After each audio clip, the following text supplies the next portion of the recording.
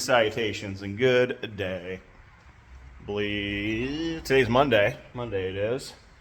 Probably won't see this till Tuesday because I don't imagine I'll have enough to fill out a video today, but might as well get started. Can't finish what you don't start, you know? That's maybe I'll put that on a t-shirt. So, out here in shop. Went this morning and picked up another stick of 2x4 1/8" wall to finish out the bus chassis, as well as a stick of 1.5" by 1.5" 16th wall to tie the uprights back into the wall there and make them a little sturdier than the stamp steel that's there, and give something nice to weld into and hopefully hold the bus together from falling down and all that good stuff. So that's the plan for the rest of the day, is get this chassis finished out, get these front wheel tubs out, and hopefully have a frame all the way out to the nose by the end of this video with any kind of luck, so that we can move on to getting the rest of the bus shored up and getting it back off of this chassis cart, because I've got a Volkswagen thing over there that needs to go on the chassis cart, but be more on that later. And got some parts for the old Buford.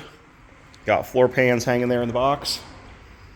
Got this radiator hose. It's for a 7.3 IDI that I think is hopefully going to work, but that's a problem for future Matt. We got to focus on one thing at a time right now, which is hilarious for me to say, because and a Mustang back there, so make fun of me all you like, that's fine. Anyhow, let's get on with cutting some metal and sticking it together. Alright, so I have that rail tacked in, and cut out this jack point from, I guess this is the one from back here. No shortage of rust, and no shortage of Bondo either. I wonder how far up that goes. Oh. See, we have that nice tinny sound and a nice thuddy sound, so that's a good sign. I imagine that's going to all need to be fixed. Oh yeah, that's pretty thick all the way through, so cool. Alright, so frame is in. It's perfectly square. It is level. It's square corner to corner. It's square up and down. It's square left and right. So I have a good base to build off of. So I decided it's time to attach the body spars back to the frame and get all of that in, so the back half of the bus hopefully will be straight. So I tossed the laser in. It's just sitting hanging, so it's auto leveling, and as you can see, it's on top of the panel over there, and as we go back, it's on about the middle, so we're losing about, it looks worse than it is. It's losing probably 1/2 to 3/4 of an inch there. But then this side, it's a little harder to see because I'm in the way. It's completely below the spar, so we're losing a good inch there at least. Like this way is higher. So I'm going to set the screw jack up and start jacking things around into position, squaring up one part at a time, and then welding in braces to hold it and hopefully get it mostly square. I mean, it's not going to be perfect because, I mean, this is all rotted out. There's a hole over there, so it's going to be more square than it ever was since I've owned it, probably. So start getting it squared up. I'll show part of that process and see where I end up. After spending probably way more time than I should have with a 60-year-old bus making it square, I think it's finally good to go. So we're perfectly lined up all the way around there. That back corner is good. Both of these measure the same length off of the dog leg, the best I can measure from what's here that still exists. So both sides here are squared up. That wall's squared up. The doors actually close. They look way off, but that's because this door is tweaked. See the gap there and the gap here, but measuring the opening, it's the same top and bottom. Squared it with an X, it's all square.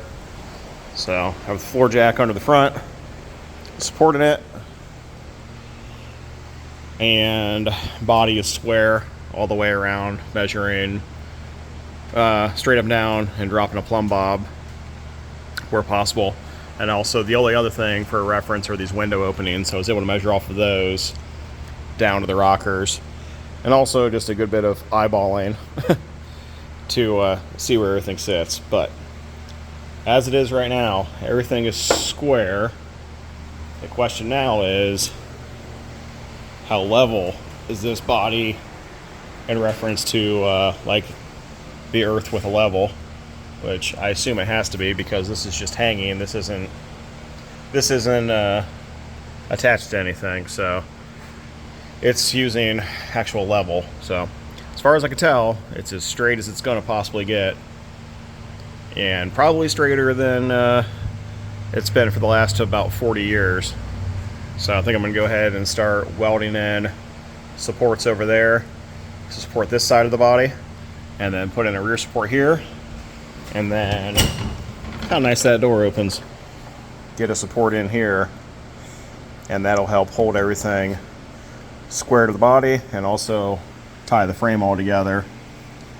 You see I had to shim it out over there to square up the frame until it gets more cross supports put in and a front cross member and all that stuff. So, but as it sits right now, it's ready to start putting in some more metal to hold all this thing together. How nice that door opens. This is the only other concern I have, is I need to straighten out this possibly width-wise, and there's almost no reference to measure off of, so I'm just going to have to kind of wing it to where it looks right. But there we go. So everything is now secure. I end up putting a piece of 1.5-inch square tubing on top of the outriggers, rock sliders, whatever you want to call them, and then tied the body into that, nice and secure. Did the same thing back here, and then welded uprights in over there back to the body. Still need to clean up that front corner after the pedestal's out, but it's at least welded there enough to support that, which is all rusted out, so I don't know if it matters. But I'm feeling confident now that everything is stable enough that I can chop the pedestals and the rest of the front stuff out and start building the remainder of the front frame rails. So, making progress, just takes time. So, there officially is no anything left, it seems like, in this bus. Still have to cut out the front frame, but I was waiting to use that something to space that off of. However, it's kind of wobbly up here. Still straight across the top, but I mean, these dog legs are toasty, and that's pretty much all it's holding the lateral side to side down here. But I have the kickers up. Gaps aren't the best. I need to tighten those up a little bit, and I plan on fish plating all of these unions, and obviously I'll cut that off and smooth them out real nice, and then, like I said, fish plate everything where it goes together. And also, since the engine's going to be hanging off right here someplace, I want to make sure it's nice and sturdy. And then wherever the engine ain't, I am going to cross member across here and stiffen that up quite a bit, and then come up. Like I said, I was talking about making my own dog legs. I'm thinking about making them out of like 1/8-inch plate, just so they're like super strong and can't be destroyed. But it is level. It is level. It's square. These are surprisingly, they're different lengths, but I cut that one long because I was trying to figure out what the heck I was doing. So I just need to build kickers going down and kickers going forward, and I'll have a completed chassis. So pretty excited about that. It has been a substantial amount of screwing around to get all this stuff square, even welded into this jig, trying to get each piece cut without really a plan. And you can see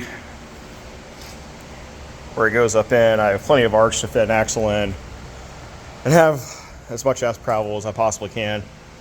So that was kind of the goal, was to make sure there was plenty of room for that Toyota front axle to go in. So with that said, I'm going to go ahead and call it good. First day. Appreciate everybody watching, and hopefully tomorrow get back with you try to put out a video tomorrow, see what happens. With the suspension finished up, or the frame finished up, and getting ready to mount axles and springs up. So thanks y'all for watching, and catch you later.